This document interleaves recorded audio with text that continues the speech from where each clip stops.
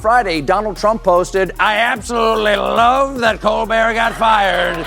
His talent was even less than his ratings." Would an untalented man be able to compose the following satirical witticism? Go ahead and say it. Cancel culture has gone too far. It's sunk in that they're killing off our show. But they made one mistake. They left me alive. And now for the next 10 months... It started like any ordinary night. Colbert in a suit, Trump rage tweeting in a bathrobe. But then the monologue turned, the grin sharpened, and Stephen went feral. 10 straight minutes of scorched earth comedy so blistering it could have wilted Trump's comb-over on contact. No cue cards, no mercy, just Colbert unleashing molten sarcasm, served with a side of glittery disdain. Trump wanted a word war, but he showed up with crayons to a Shakespeare duel. Even cares about the guy. I don't understand it. Why they would be so interested. He's dead for a long time. He was never a big factor in terms of life. There's a special kind of magic in watching a so-called billionaire get demolished by a guy whose job is tucking America in with punchlines. And when that guy is Stephen Colbert, you know Trump's ego is about to be pancaked flatter than a MAGA cap under a steamroller. Because nothing says poetic justice like a late-night comic serving the president his own spray-tan backside on a silver platter. On Saturday, Trump surprised the world, announcing that the U.S. launched strikes on 3 Iranian nuclear facilities.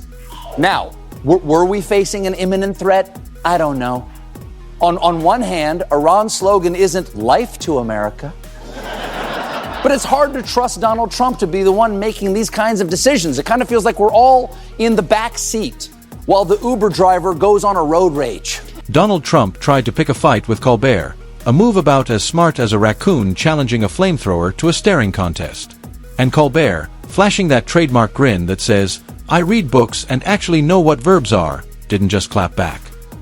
He unleashed a comedy haymaker so blistering it should have been served with Tums at Mar-a-Lago's all-you-can-eat buffet of delusion. Hey, ladies and gentlemen, my mustache comes to you with a heavy heart because while I was on vacation, my parent corporation, Paramount, paid Donald Trump a $16 million settlement over his 60 Minutes lawsuit. As someone who has always been a proud employee of this network, I'm offended.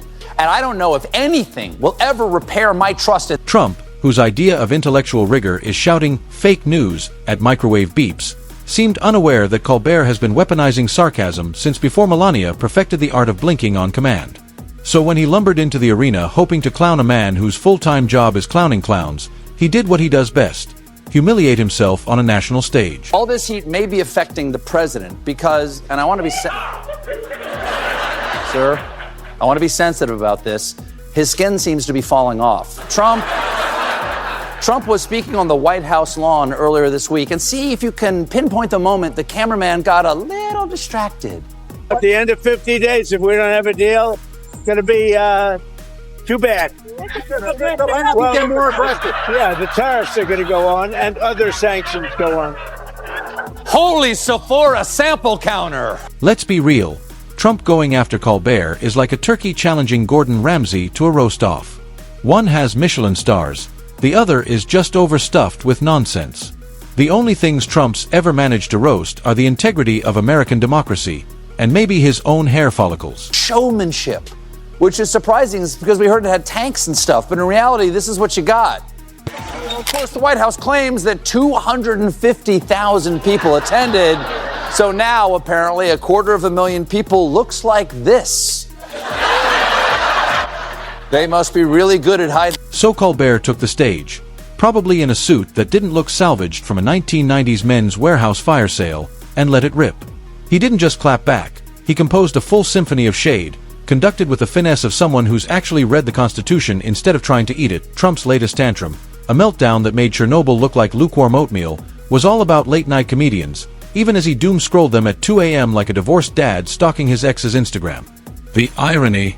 Trump's entire persona is basically a late-night parody president that slipped out of the writer's room and stumbled into the Situation Room. The only difference is Colbert's parody comes with punchlines. Trump's presidency was the punchline. That's not political commentary, it's Darwin hitting pause. Or, in Trump's case, insisting he won an election he lost by more votes than the number of times he's flipped on windmills.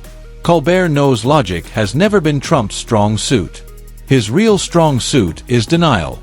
And even that's starting to look threadbare. Settlement is for a nuisance lawsuit Trump filed claiming that 60 Minutes deceptively edited their interview with then-candidate Kamala Harris last fall.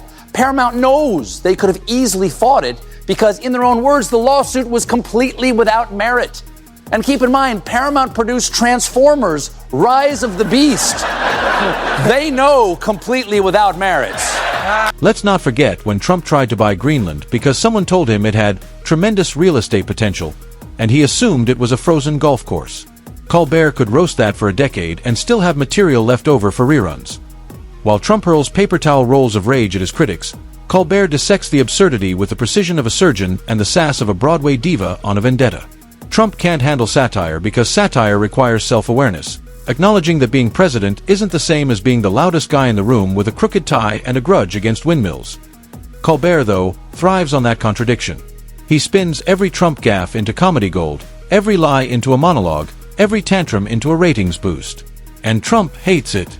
Because those aren't assets you can declare bankruptcy on, no matter how many contractors you've stiffed. Let's not forget when Trump tried to buy Greenland because someone told him it had tremendous real estate potential, and he assumed it was a frozen golf course. Colbert could roast that for a decade and still have material left over for reruns. While Trump hurls paper towel rolls of rage at his critics, Colbert dissects the absurdity with the precision of a surgeon and the sass of a Broadway diva on a vendetta. Trump can't handle satire because satire requires self-awareness, acknowledging that being president isn't the same as being the loudest guy in the room with a crooked tie and a grudge against windmills. Colbert, though, thrives on that contradiction. He spins every Trump gaffe into comedy gold, every lie into a monologue, every tantrum into a ratings boost. And Trump hates it. Because those aren't assets you can declare bankruptcy on, no matter how many contractors you've stiffed. A tenuous ceasefire between Iran and Israel. What happened was around 6 p.m. last night, Donald Trump dropped this post.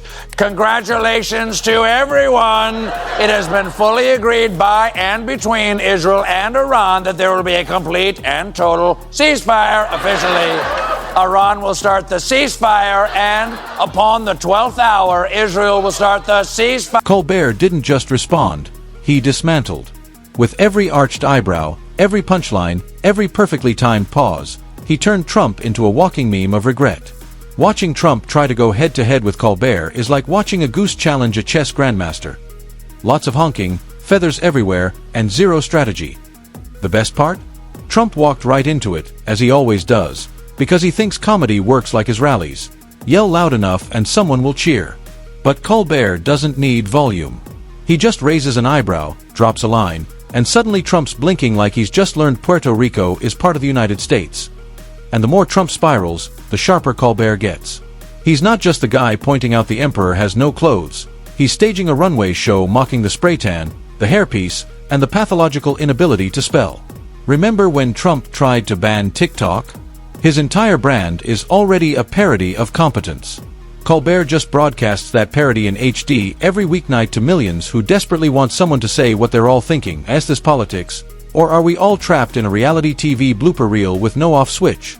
No, he's right. The Epstein saga is a total snooze fest. I mean, the most powerful man in the world is blocking information about a cabal of the rich, the famous, and the royal, befriending a con man who regularly flies off in his private plane to his private island or do super illegal sex stuff. Then the con man is arrested. People are afraid he's going to name names, but before he can, he mysteriously dies right after being taken off a suicide watch in a federal prison during the administration of the guy who is blocking the release of the information. Boring! Every time Trump lashes out, it's like lighter fluid on Colbert's fire. You can practically hear the CBS producers popping champagne every time Trump rage posts about very unfair late-night losers. Because when a man who once suggested injecting bleach into humans calls you dangerous, you know you're on the right track. Trump loves to play tough, but his skin is thinner than the ice at a climate summit. He can't handle comedians, can't handle critique, and definitely can't handle being the butt of a joke that isn't followed by cheers from a sycophantic crowd. Meanwhile, Colbert calmly points out that the emperor isn't just naked, he's also screaming at a lamppost about voter fraud. And honestly, if that's not Emmy-worthy, what is? Remember Trump's genius take on wildfires. Rake the forest. This from a man who thinks the Earth's lungs can be maintained with a leaf blower. Trump obsesses over image. Fake tans, fog machines, staged reality. Colbert obsesses over truth, peeling back the absurdity layer by layer like an onion that makes you laugh and cry at the same time. Mostly cry from laughing too hard, or from remembering this guy once had the nuclear codes. And that, more than anything, is what drives Trump mad. For years, before he was, reelected, and recently, since they all got into office, a bunch of high-ranking people in Trump's administration have kept promising to release the files surrounding Jeffrey Epstein, his mysterious clients, and his suspicious death. But now, suddenly, for reasons that I legally cannot think of, Donald Trump seems desperate to stop us from knowing who Jeffrey Epstein's clients. Trump can't silence comedians. Jokes move faster than lawsuits. He can't outwit Colbert. That would require reading something longer than a menu. He can't even distract from the roast by bragging about crowd sizes anymore, because Colbert's punchlines pull more views than his very legal and very cool press conferences. The beauty is, Colbert doesn't even need to exaggerate. He just frames the absurdity and lets the audience connect the dots. It's like watching people slowly realize their business mogul hero once tried to buy a hurricane with Sharpie ink and wishful thinking. At this point, Colbert's roasting Trump with such surgical precision you'd think he majored in political satire and minored in presidential clown studies. And the material? Endless. Trump's social media app is flopping harder than his casinos. His legal woes are piling up like expired Trump steaks in a Mar-a-Lago freezer. Yet he keeps charging into battle like a malfunctioning Roomba trying to fight its own reflection. Meanwhile, Colbert sits back, popcorn in hand, monologue locked and loaded, ready to turn the latest Trump misfire into comedy carnage. Trump craves control. Colbert craves comedy. And the contrast couldn't be sharper. Trump's idea of a clapback is a press release that reads like a ransom note drafted by a sleep-deprived toddler. Colbert's is 5 minutes of razor-sharp satire delivered with a grin so smug it could power a Tesla. Unlike the payoffs from ABC and Twitter, Paramount's settlement did not include an apology. Instead, that's good. Instead, the corporation released a statement where they said, "You may take our money, but you will never take our dignity. You may, however, purchase our dignity for the low, low price of $16 million. We need the cash." The truth is, this isn't a fair fight. It's a massacre of dignity, logic, and hair gel budgets. Trump can scream all he wants about low ratings and very unfair jokes, but Colbert has already won. Not with volume, but with precision. Not with rage, but with ridicule. Not with rallies, but with roasts. And Trump, bless his overcooked ego, keeps coming back for more. Like a moth to a flame, or a con man to a courtroom. Every attack just hands Colbert fresh ammo, more monologue fuel, more reasons for us to grab the popcorn. If Trump thought he could outmatch a man whose career is built on making America laugh at political absurdity, he should stick to what he does best: losing lawsuits, dodging subpoenas, and mistaking satire for fake news. Because when it comes to a war of words, Colbert isn't just playing chess, he's playing 4D sarcasm on a late-night stage. Trump, meanwhile, is still trying to remember how the horse moves. Going after Colbert is like a flamingo challenging a wood chipper, bizarre, colorful, and guaranteed to end in feathers everywhere. This is the same man who once stared directly at a solar eclipse with his bare eyes, yet he thought he could outsmart the living embodiment of a Harvard degree and a mic drop. Trump's rebuttals sound like expired fortune cookies read by a malfunctioning Furby. Colbert's clapbacks? They land with the elegance of a Shakespearean insult wrapped in a roast beef sandwich. Last week, Trump's press secretary said this: "I have a message directly from the president, and I quote, based on the fact that there's a substantial chance of negotiations that may or may not take place with Iran in the near future, I will make my decision whether or not to go within the next 2 weeks." That would have been perfect for me, because we would have been on vacation next week and I wouldn't have known any of this was happening. Now I'm going to have to cancel my reservation at Sandals Fordo.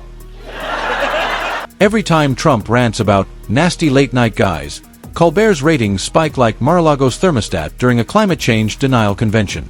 It's a gift, really. Trump is the only man who can lose an argument he started against someone armed with nothing but a tie clip and a thesaurus. Meanwhile, Colbert's desk might as well be a throne, his monologue a royal decree of comedic doom. Trump could spend the next 5 years rage posting from whatever bargain bin social media bunker he's hiding in, and Colbert would still spin every typo, tantrum, and tantrum about a typo into comedy gold. This isn't David versus Goliath. It's Goliath smacking himself in the face with his own club, while Colbert narrates the whole thing in iambic pentameter.